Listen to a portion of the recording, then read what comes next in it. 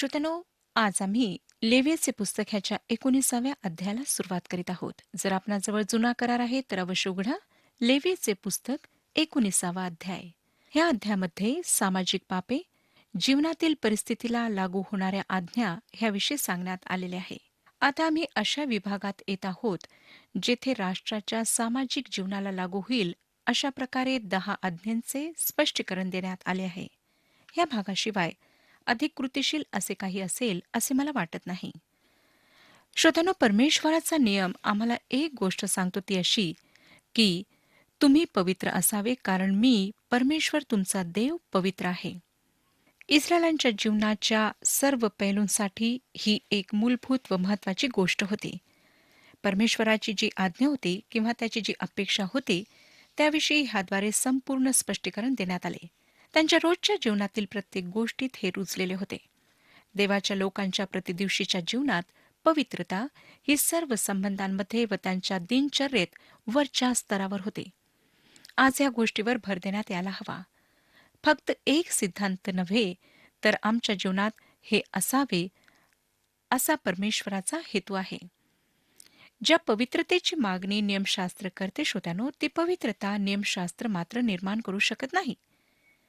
नियमशास्त्राने मागणी केली पण पुरवठा केला नाही.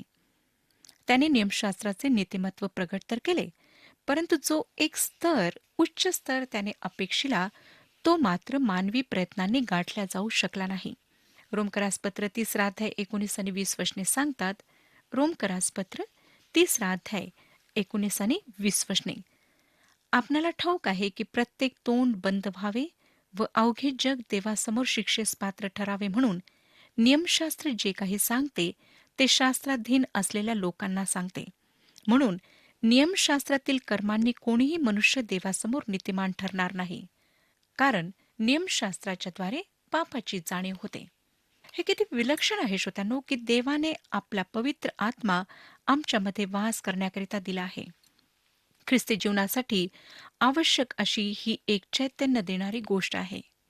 ह्या अध्यायात अर्थात 19व्या अध्यायात जे कारण देण्यात आले आहे ते आहे, मी तुमचा देव परमेश्वर आहे किंवा मी परमेश्वर आहे, ज्याचा उल्लेख 16 वेळा ह्या अध्यायात आलेला आहे.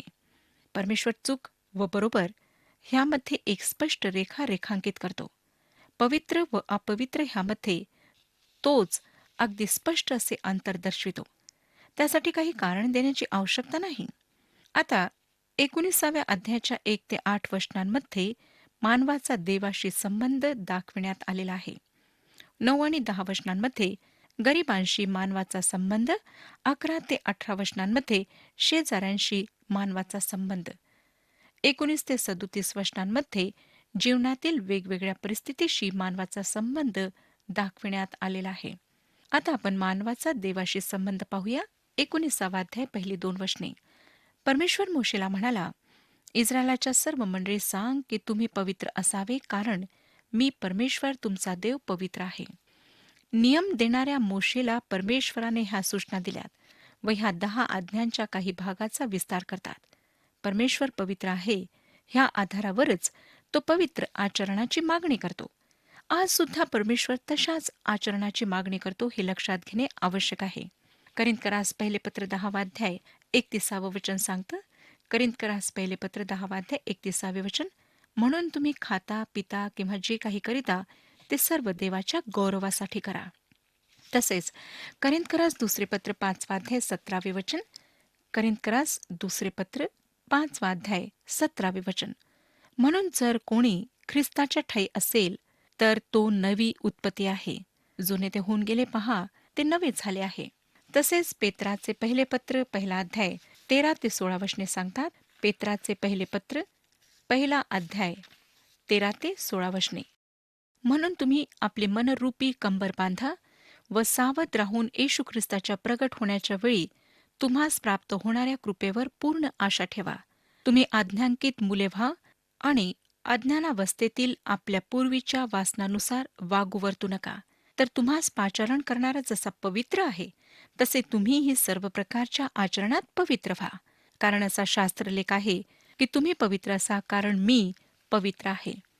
श्रोत्यानो, नियमशास्त्राच्या अधीन राहून व कृपेच्या काळात राहून जे एक मोठे अंतर आम्हाला पाहायला मिळते ते हे की आज विश्वासणाऱ्यांना पवित्र आत्म्यात चैतन्य शक्ती पुरविण्यात येते. आम्ही जिवंत ख्रिस्ताशी जुळलेले आहोत. जुन्या गोष्टी होऊन गेल्यात आणि आता सर्व काही नवीन झालेले आहे. आम्ही आदामाशी जुळलेलो नाही. आम्ही कायद्याच्या व्यवस्थेशी जुळलेलो नाही. आम्ही ख्रिस्ताशी जुळलेले आहोत, जो जिवंत आहे. आम्हाला त्याला संतोषविण्याचा प्रयत्न करायचा आहे. लक्षात घ्या की नियमाखाली असताना स्वतःच्या प्रयत्नांनी सर्व लोक आज्ञा पाळण्याचा प्रयत्न करीत होते. शरीर नेहमीच अपयशी ठरते हे त्यांना शिकायचे होते. या उलट आज आमच्यामध्ये परमेश्वराचा पवित्र आत्मा आहे. रोमकरासपत्र 8 अध्याय 3 आणि 4 वचन सांगते. रोमकरासपत्र 8 अध्याय 3 आणि 4 वचन. कारण नियमशास्त्र देह स्वभावामुळे दुर्बळ झाल्या कारणाने जे त्याला असाध्य ते साधण्याकरिता देवाने आपल्या स्वतःच्या पुत्राला पापमय देहासारख्या देहाने व पापाबद्दल पाठवून देहामध्ये पापाला दंडाज्ञा ठरविले. ह्यात उद्देश हा की जे आपण देह स्वभावाप्रमाणे नव्हे तर आत्म्याप्रमाणे चालतो त्या आपणामध्ये नियमशास्त्राने लावून दिलेले आचरण पूर्ण व्हावे. तसेच गलतीकारासपत्र 5 अध्याय 22 आणि 23 वचने बघा. गलतीकारासपत्र 5 अध्याय 22 आणि 23 वचने. आत्म्याच्या द्वारे निष्पन्न होणारे फळ प्रीती, आनंद, शांती, सहनशीलता, ममता, चांगुलपणा, विश्वासूपणा, सौम्यता, इंद्रिय दमन हे आहे. अशांविरुद्ध नियमशास्त्र नाही. नियमशास्त्र ह्या पलीकडे कधी गेले नाही. देवाचा पुत्र आम्हाला उच्च पातळीवर आणू इच्छितो. आता श्रोत्यानो, ज्या काही आज्ञांवर भर देण्यात आला आहे, ज्यांचे पालन त्यांनी करायचे होते, तेव्हा परमेश्वर ते ज्या बाबतीत दुर्बळ होते त्याच बाबींवर जोर देणार आहे. इस्रायलांचा इतिहास आम्हाला दर्शवितो की ते कोणत्या बाबतीत दुर्बळ होते हे परमेश्वराला समजले होते. त्यांना शब्बात दिवस आणि इतर देवी देवतांच्या पूजेपासून दूर परमेश्वरासाठी योग्य अर्पणे आणणे ह्याविषयी सूचना देण्यात आलेल्या होत्या. ह्याच बाबतीत नंतर ते चुकले.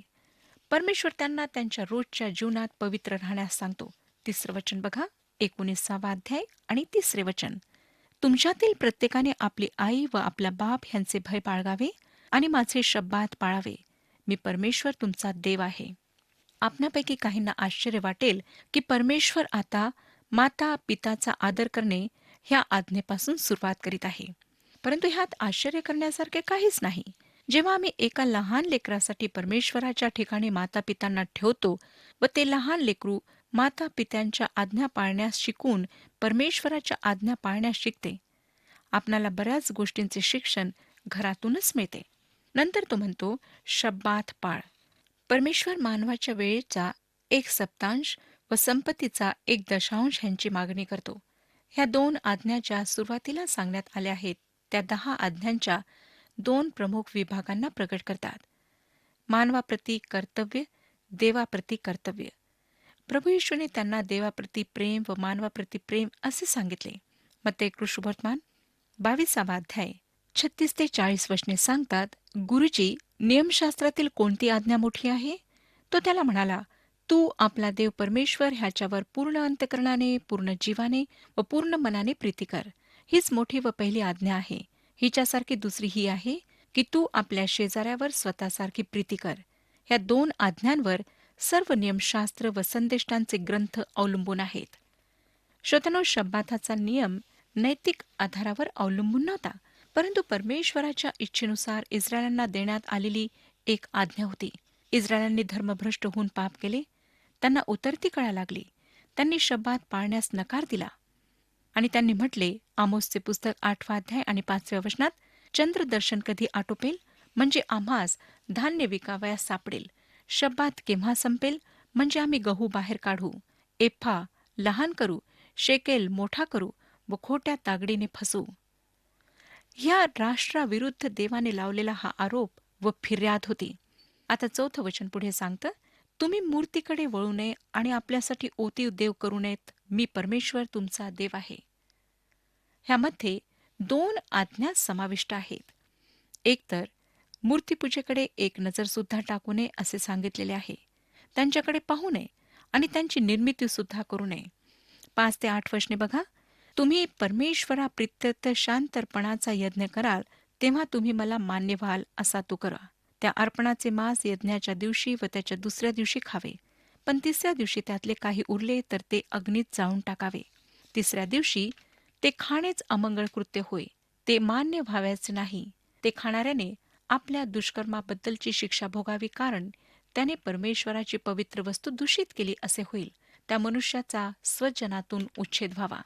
येथे नवीन असे काहीच घालण्यात आलेले नाही. तरी सुद्धा मी आपणाला सांगू इच्छिते की शांतर्पण हे स्व इच्छेने करण्यात येईल. जरी हे ऐच्छिक होते तरी अर्पिणारा त्याविषयीच्या नियमांपासून वंचित नसे. विशिष्ट नियमांना तोडण्याद्वारे ती व्यक्ती शिक्षेस पात्र ठरत असे, जेणेकरून लोकांसमोर एक उदाहरण ठरावे. आज आम्हाला दिसतं श्रोत्यानो की सेवेमध्ये लोक दुसऱ्यापेक्षा अधिक स्वतंत्र राहू इच्छितात, किंवा त्यांनी मंडळीला अधिक दान दिले म्हणून त्यांना अधिक सवलती व वेगळी वागणूक मिळावी अशी त्यांची इच्छा असते. शांतर्पण जरी ऐच्छिक असले तरी त्या व्यक्तीला सर्व नियमांचे पालन करावेच लागे. आम्ही देवाकडे देवाच्याच अटीनुसार यायला हवे. हा सकारात्मक नियम होता, नैतिक नव्हे. परमेश्वर म्हणतो की जर तुम्ही स्व इच्छेने काही करू इच्छिता तर ते योग्य प्रकारे करा.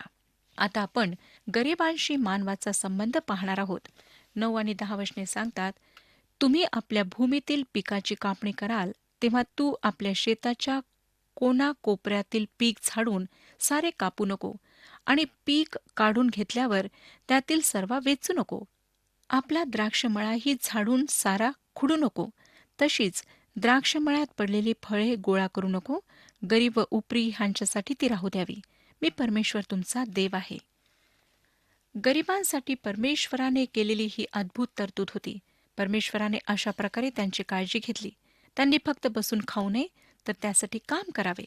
11 आणि 12 वचने, तुम्ही चोरी करू नये, एकमेकांशी कपटाने वागू नये व लबाडी करू नये. माझ्या नावाची खोटी शपथ वाहून आपल्या देवाच्या नावाला कलंक लावू नये. मी परमेश्वर आहे. 8व्या व 9व्या आज्ञेला ह्या ठिकाणी पुन्हा मांडण्यात आले आहे.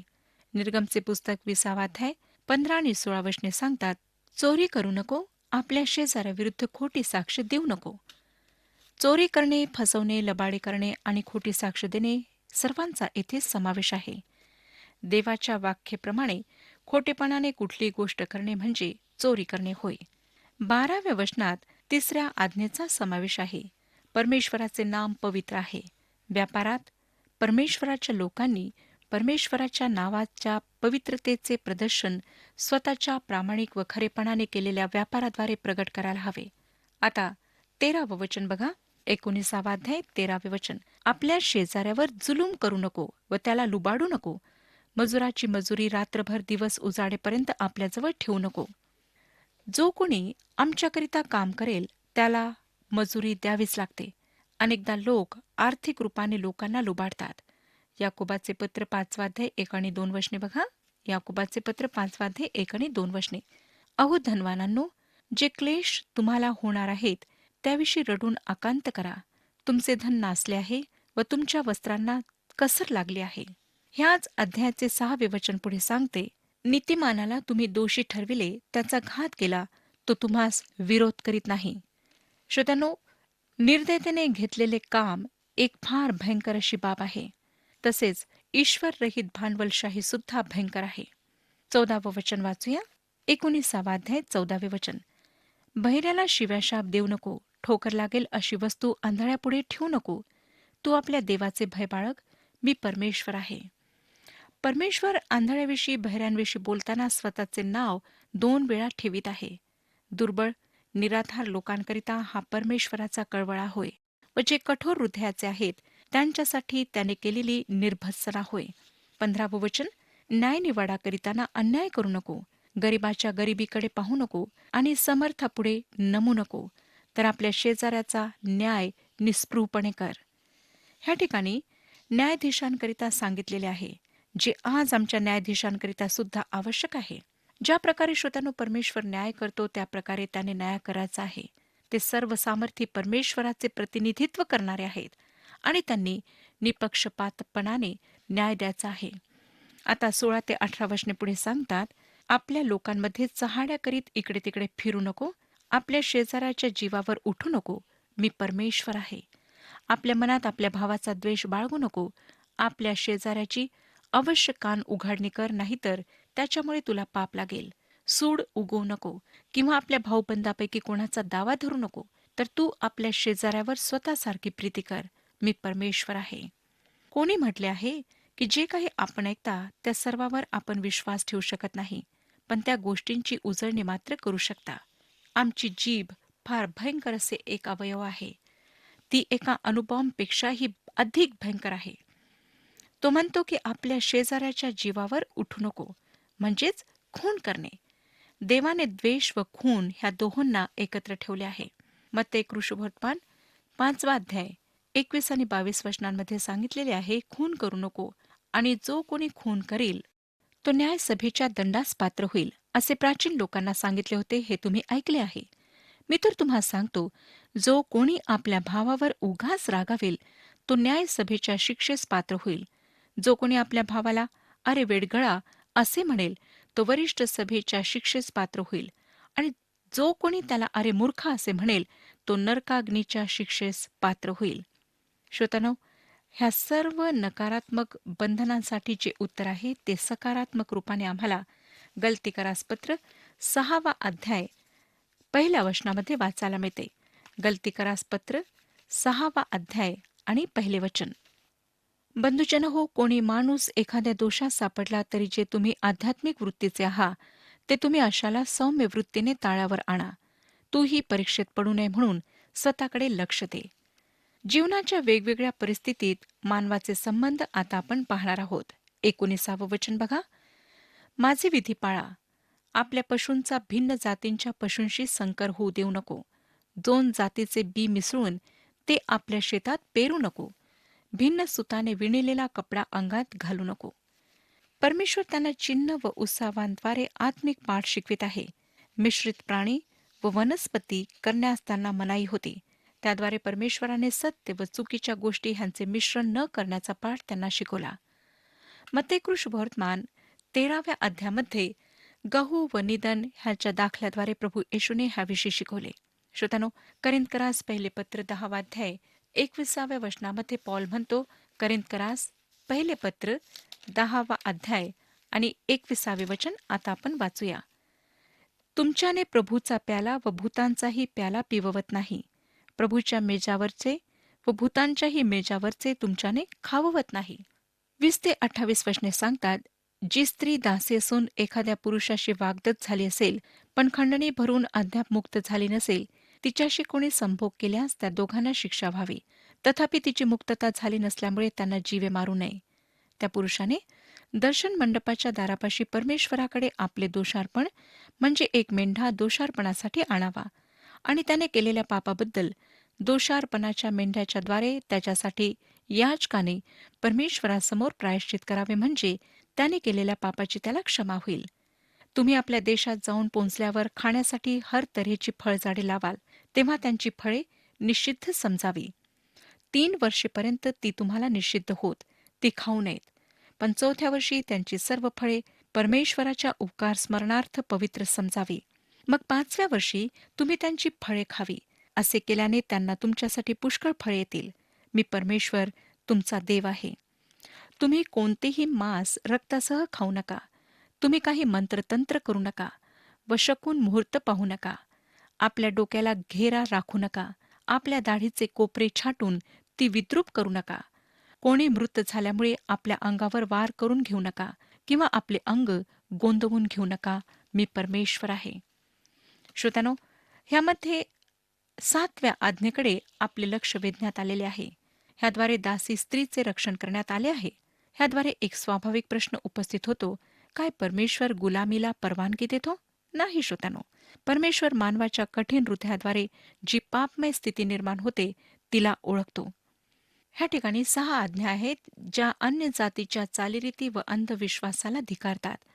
मासाला रक्तासहित खाण्यास मनाई होती. केस कापणे, थोडे थोडे बाकी ठेवणे, मृत व्यक्तीसाठी अन्य जातीयांप्रमाणे शोक करण्यास मनाई होती.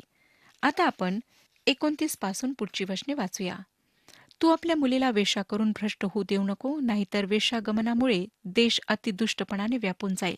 तुम्ही माझे शाब्बात पाळावे आणि माझ्या पवित्र स्थानाविषयी पूज्य बुद्धी बाळगावी. मी परमेश्वर आहे. पंचाक्षऱ्यांच्या किंवा चेटक्यांच्या नादी लागू नका. त्यांच्या मागे लागून अशुद्ध होऊ नका. मी परमेश्वर तुमचा देव आहे. पिकल्या केसासमोर उठून उभा राहा. वृद्धाला मान दे. आपल्या देवाचे भय बाळग. मी परमेश्वर आहे. कोणी परदेशीय तुमच्या देशात तुमच्याबरोबर राहत असला तर त्याला उपद्रव देऊ नका. तुमच्या बरोबर राहणाऱ्या परदेशीय मनुष्याला तुम्ही स्वदेशीय मनुष्यासारखेच लेखा आणि त्याच्यावर स्वतःसारखी प्रीती करा, कारण तुम्हीही मिसर देशात परदेशीय होता. मी परमेश्वर तुमचा देव आहे. न्याय करण्यात, मोजणी करण्यात, तोलण्यात अथवा मापण्यात काही अन्याय करू नका. तुमच्यापाशी खरी तागडी, खरी वजने, खरा एफ्फा व खरा हिन असावा. ज्याने तुम्हाला मिसर देशातून बाहेर आणले, तो मी परमेश्वर तुमचा देव आहे. म्हणून तुम्ही माझे सर्व विधी आणि सर्व नियम मान्य करून पाळावे. मी परमेश्वर आहे. श्रोत्यानो, अशा प्रकारे अगदी लहान लहान गोष्टींमध्ये सुद्धा परमेश्वराने ह्या लोकांना मार्गदर्शन पुरवले आणि सूचना दिल्यात. आज सुद्धा परमेश्वर त्याच्या पवित्र वचनाच्याद्वारे आम्हाला मार्गदर्शन पुरवित आहे आणि ह्या गोष्टी आज आमच्या जीवनामध्ये सुद्धा फार महत्वाच्या आहेत. म्हणून ह्यावर मनन करूया आणि ह्या वचनानुसार चालण्याचा प्रयत्न करूया. परमेश्वर आपणा सर्वांस आशीर्वाद देऊ.